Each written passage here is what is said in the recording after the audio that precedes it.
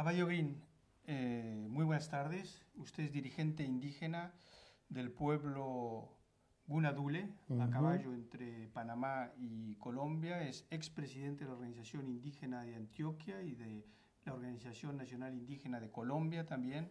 Pero además es usted coordinador de un programa de educación indígena de la Universidad de Antioquia, en Colombia, ¿no? Que ha creado nada más y nada menos que una licenciatura en Pedagogía de la Madre Tierra. Yo quisiera que empezáramos nuestra entrevista con ese tema, que nos hable usted un poco de la importancia y el sentido de esa licenciatura en el combate del pueblo indígena o de los pueblos indígenas colombianos.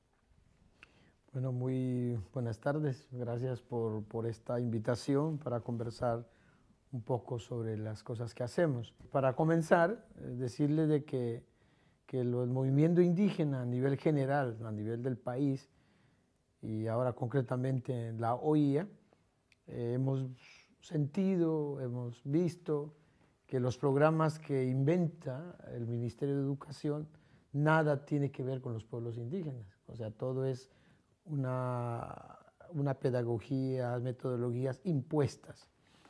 Hace un par de años la OIA comenzó a decir que la educación debería ser de otro modo, debería ser como una estrategia en defensa de la madre tierra, pero no se sabía cómo hacerlo, ¿sí?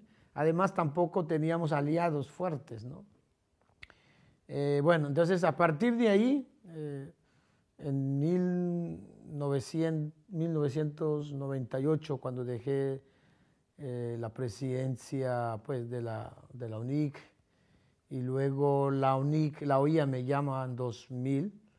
Entonces, como siempre ha sido mi fuerte a la parte educativa, pienso yo que un pueblo educado, pero desde sus raíces, es un pueblo que puede defender sus derechos territoriales, culturales, económicas y políticas. Entonces, en ese aspecto, comenzamos a buscar una estrategia de cómo hacemos entonces para que esa educación sea desde la madre tierra. En esa conversación surge una alianza estratégica muy importante con la Universidad de Antioquia, que también venían discutiendo sobre el tema de la diversidad, sobre el tema de las pedagogías, ¿sí? Entonces, el primer acuerdo que hicimos es, ¿por qué no comenzamos esa relación? Esa relación comenzó con un convenio marco de cooperación entre la universidad y la OIA. En ese marco de cooperación creamos el programa de educación indígena. Yo ya había salido como presidente de la OIA, inmediatamente la organización me designa para que yo ocupe el lugar como coordinador del programa. Ya allá viendo el programa de educación indígena, dentro de la universidad estaba el grupo Diverser, un grupo de estudiantes, profesores, y la OIA comenzamos a diseñar el currículo de la pedagogía madre tierra. Todo el diseño curricular, dijimos, no hay que inventar, el movimiento indígena lo ha construido desde hace mucho rato, desde las políticas del movimiento indígena, en ese caso de la OIA es gobierno y administración, educación y cultura, territorio, salud, género, generación y familia.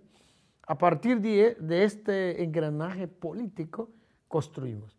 Pero la construcción que hicimos nosotros no es por materia, sino es como un seminario integrativo. O sea, los 3 años los estudiantes nuestros se dedican a la política de la organización para mirar cómo está su comunidad en gobierno, en salud, en educación, en la cuestión del tejido social, cómo está, ¿sí? Pero nos dimos cuenta en todo este lapso de tiempo que nosotros tenemos unos problemas serios porque no hay conexión con la historia de origen, ¿sí? Pero también cómo la educación oficial ha engañado a los pueblos, ¿sí? de creer de que la única ciencia, la única sabiduría lo tienen los del occidente. Ahora, lo importante de esta pedagogía de la madre tierra es darle la importancia a los conocimientos ancestrales. O sea, desde la medicina, desde el territorio, desde el gobierno, o sea, desde la educación, o sea, desde las lenguas originarias. Entonces, para nosotros ha sido fundamental la cuestión de la lengua. O sea, la lengua como vehículo, porque la lengua me permite entender qué es la madre tierra. O sea, y otro de los puntos importantes que nosotros hacemos es, para nosotros no es importante que la gente sepa el conocimiento, sino que la gente se sienta orgulloso de su cultura, de sus tradiciones, o sea, aumentar la autoestima, la identidad. Si logramos eso, para nosotros es lo más importante, ¿sí? Entonces todo el debate que hacemos es alrededor de nuestra cultura, nuestras tradiciones, pero también hay un hecho importante que nosotros tenemos 12 sabios de distintas culturas en Antioquia que nos rodean, que nos dice, por ahí es el camino, ¿sí? Entonces ha sido importantísimo, ¿no? Entonces, y una cosa también me parece importante que hemos logrado, entender a la tierra, o sea, entender a la universidad que la tierra es una mujer, que la tierra es una gran pedagoga, que por eso la presencia de las mujeres, de las comunidades, las mujeres tienen una gran importancia como grandes pedagogas. Eso para nosotros es muy importante. Entonces, el vientre es un acto pedagógico, es una metodología para poder entender quiénes somos, de dónde venimos y a dónde vamos. Después de años de preparación, puesto que habla usted de un convenio marco que se firmó hace ya más de 10 años, la licenciatura en Pedagogía de la Madre Tierra comenzó a funcionar hace pocos años y hace un año más o menos salió la primera generación de licenciados en Pedagogía de la Madre Tierra. Supongo que es un momento importante en la historia de esta educación y de este proyecto educativo indígena. ¿Cuál es el futuro y cuál es el papel que estos licenciados, que creo que son varias decenas, van a desempeñar ahora en el movimiento indígena colombiano? Una de las políticas que hemos logrado con la universidad es que los estudiantes son de las comunidades. La universidad es el que tiene que ir donde está la gente, no lo contrario, porque actualmente tenemos que la gente llega a las universidades y se pierde.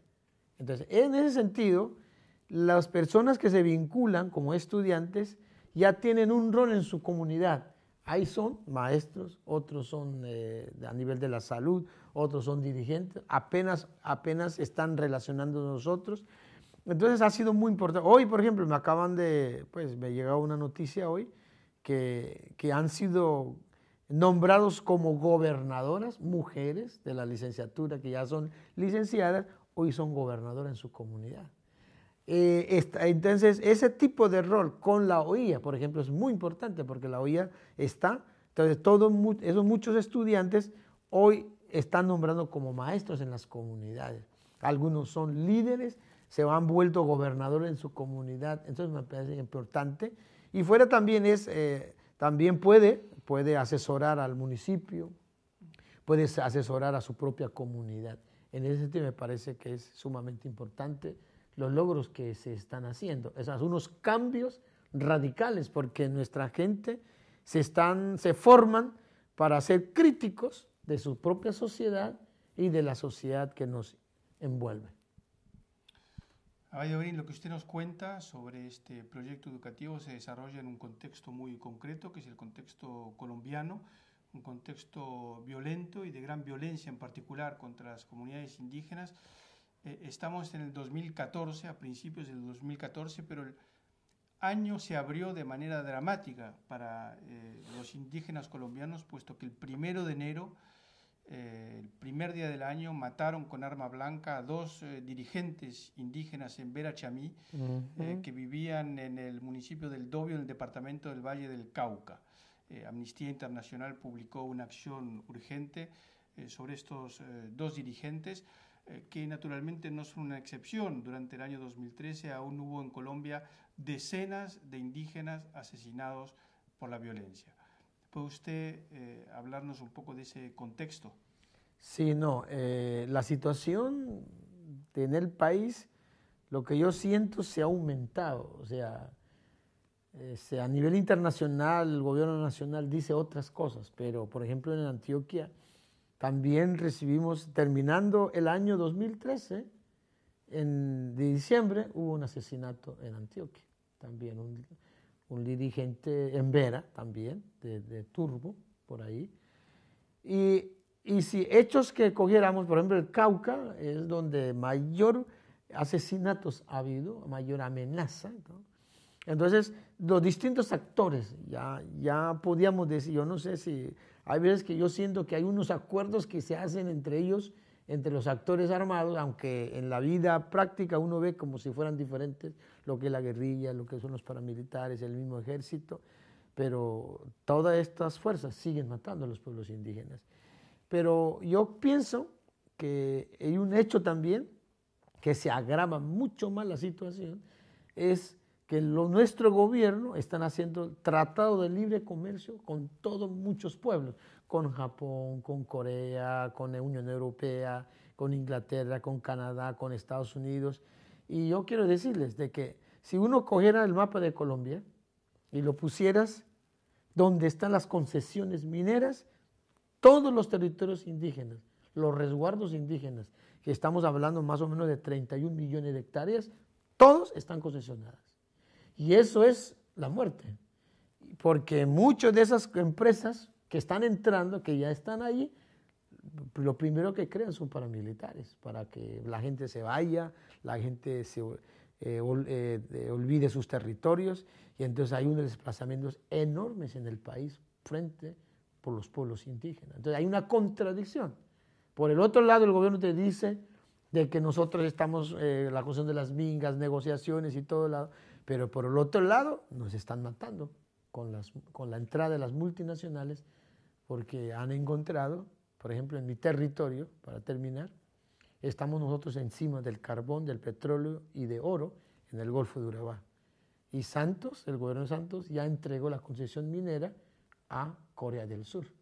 Y Corea del Sur es el que va a ir a la explotación del carbón. Entonces me dicen los coreanos, que yo he hablado a algunos coreanos ONGs, que esa empresa el que va es sanguinario, el que crea son los paramilitares. Eso me han dicho los propios coreanos del sur.